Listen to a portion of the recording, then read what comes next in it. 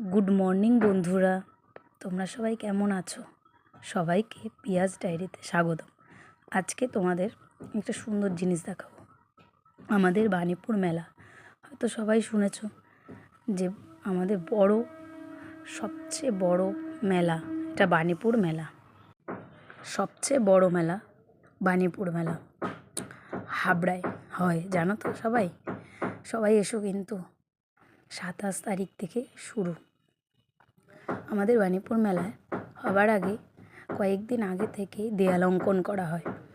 দেয়ালে অনেক বাচ্চা ছেলেমেয়েরা আঁকে, সেই আঁকাগুলোই তোমাদের দেখাচ্ছি। দেখো কত সুন্দর ওদের হাতের কাজ। আমাদের কেদারনাথ মন্দির এঁকেছে, দেখো কত সুন্দর। আরও অনেক অনেক থিম নিয়ে এঁকেছে, তোমাদের সামনে সেটা দেখালাম। আমাদের মেলায় অনেক রকম জিনিস আসে, তোমরা সবাই একবার এসে দেখে যেতে পারো।